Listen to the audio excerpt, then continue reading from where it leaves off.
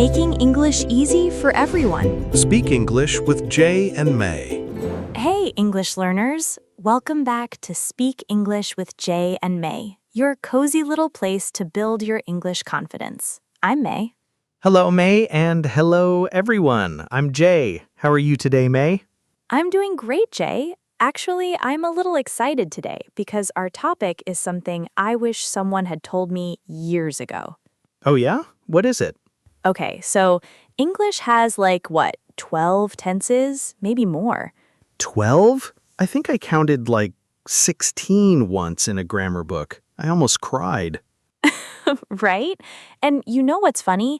Native speakers, people who grew up speaking English their whole lives, most of them only use 5 tenses in daily conversation.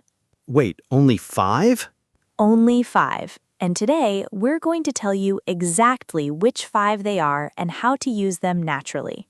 Okay, I need this. I seriously need this because every time I open a grammar book, I see things like future perfect continuous, and I just close the book.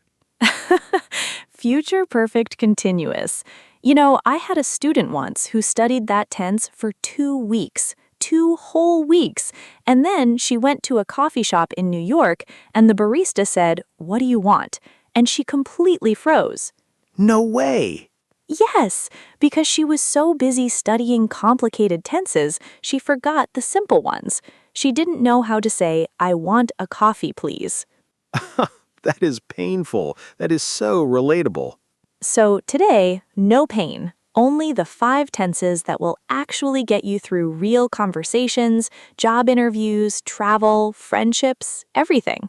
I love it. Let's go. What's the first one? Okay, number 1, and this is the most important one, simple present. Things you do regularly. Facts, habits, routines. Like, I drink coffee every morning. Exactly. Or she works at a hospital. Or water boils at 100 degrees. Simple, clean, powerful. You mean like this is the tense I use when I talk about my life? Yes, think about it. When someone asks, "What do you do?" or "Where do you live?" you answer in simple present. It's the tense of your identity. Oh, wow. I never thought of it that way. The tense of your identity. That's cool. And here's a little mistake I hear all the time. People say, "I am study English," but the correct form is "I study English." No am needed there. Oh, yeah. I think I've made that mistake before. More than once. It's super common. Don't worry. The rule is simple. For habits and facts, just use the base verb. I eat, she eats, they eat. Got it. So simple present is tense number 1. What's number 2? Number 2, present continuous. This is what's happening right now, or around this time in your life. Okay, like, I am learning English right now. Perfect example. Or she is sleeping. Or they are building a new school in my neighborhood. It's action that is in progress. Wait, so what's the difference? Like, when do I use simple present and when do I use present continuous? Great question. Okay, imagine your friend calls you and says, "What do you do?" versus "What are you doing?" Oh, what do you do means my job, and what are you doing right now this second? Exactly. I teach English, that's my job, simple present. I am teaching a class right now. That's happening at this moment, present continuous. That is such a clear way to explain it. I feel like I finally get that. And here's the interesting part. Present continuous also works for future plans, like I am meeting my friend tomorrow. Wait, that's future, but you use am meeting? Yes, when the plan is already arranged, already decided, native speakers use present continuous. I'm flying to Tokyo next week. We're having dinner tonight. Wow, so one tense does 2 jobs. 2 jobs, very efficient. Okay. So we have simple present and present continuous. What's tense number 3?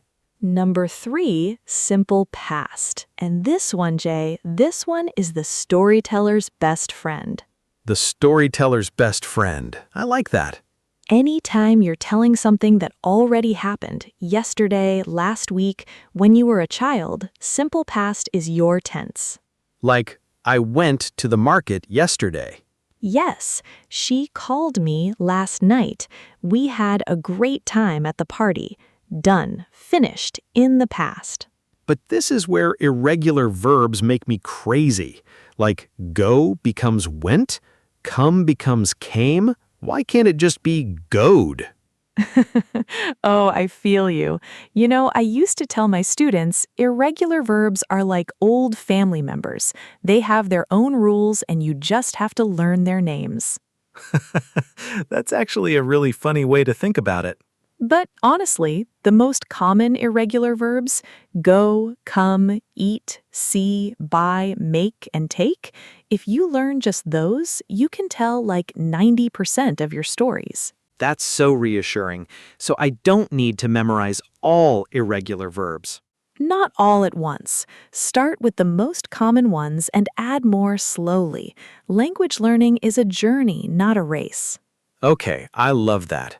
Tense number 3, simple past. What's 4?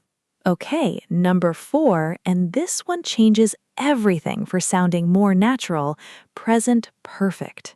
Ooh, okay. I know this one is tricky. Have plus something.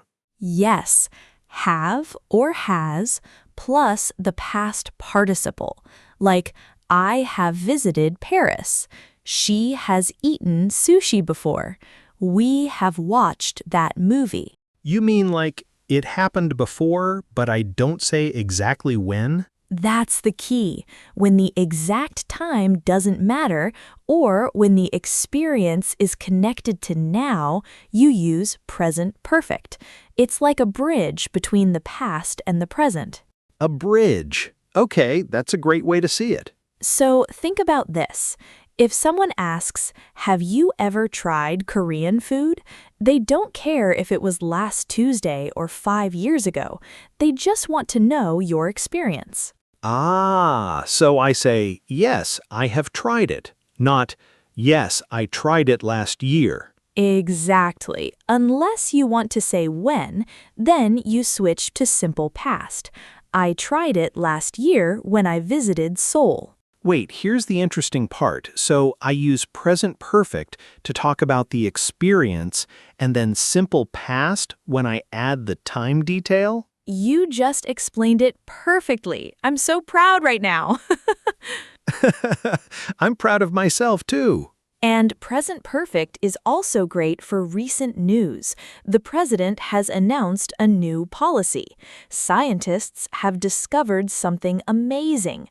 It happened recently and it's still relevant. Oh, that's why news articles always sound like that. The company has released a new product.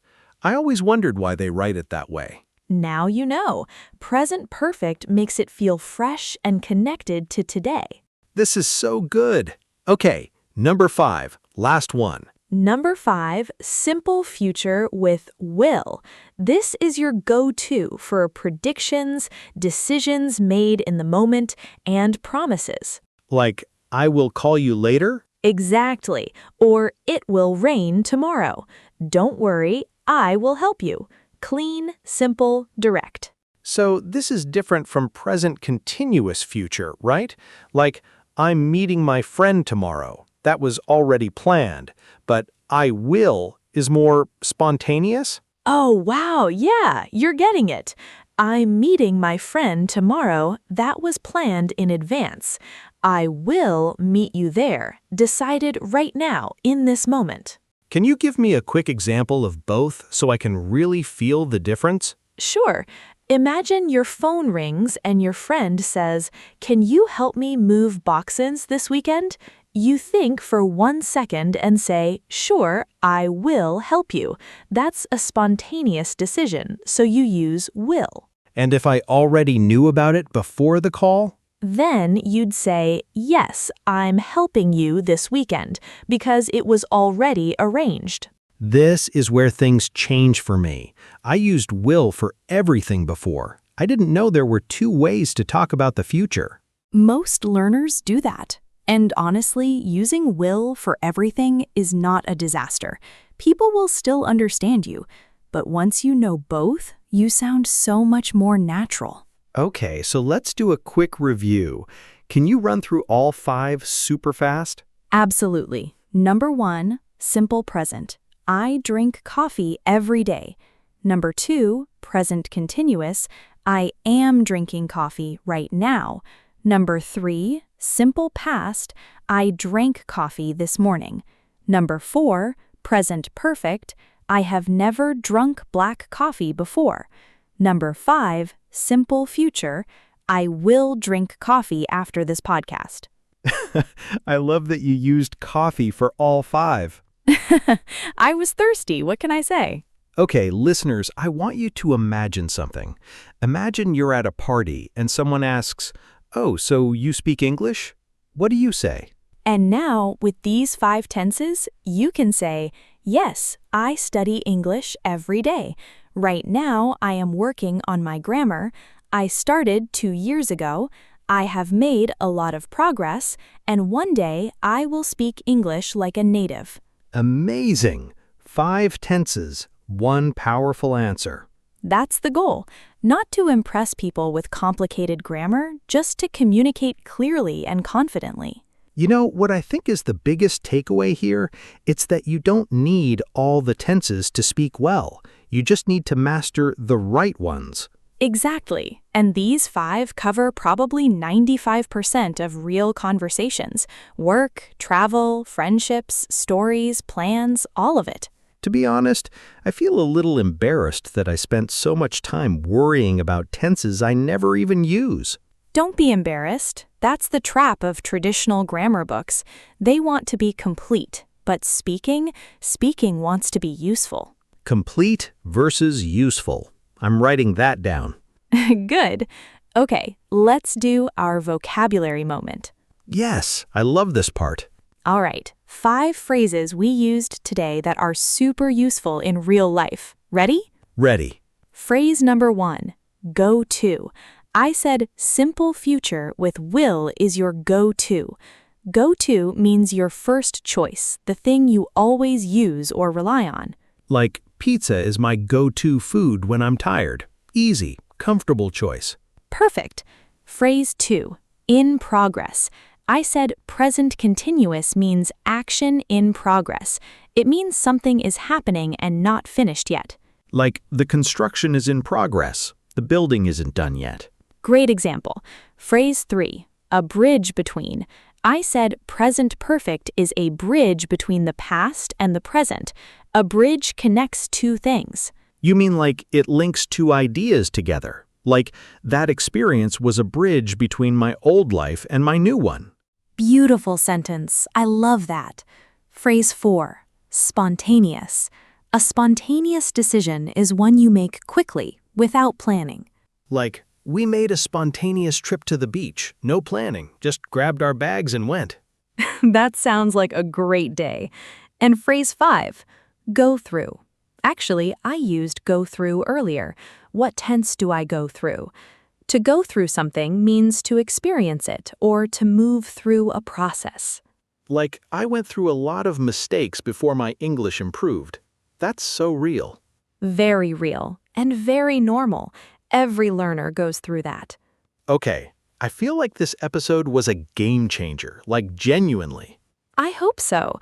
And you know what I want to say to everyone listening right now? Don't be afraid of making mistakes with tenses. The goal isn't perfect grammar. The goal is connection. Connection. That's beautiful. Because language is really about connecting with people, right? Exactly. When you speak, people are listening to you, your story, your ideas, your personality, not your tenses. Okay, I have one final question for our listeners before we close, and this is a fun one. Ooh, let's hear it. Using any of the 5 tenses we talked about today, can you write one sentence about yourself? Like, I study English because, or I have always wanted to, or I will never stop. Oh, I love this. Drop your sentence in the comments. We want to read every single one. And honestly, even if it has a mistake, share it. That's how you learn. We are all here to grow together. And hey, if this episode helped you today, do us a little favor. Hit that subscribe button. We make a new episode every single day, and we don't want you to miss any of them.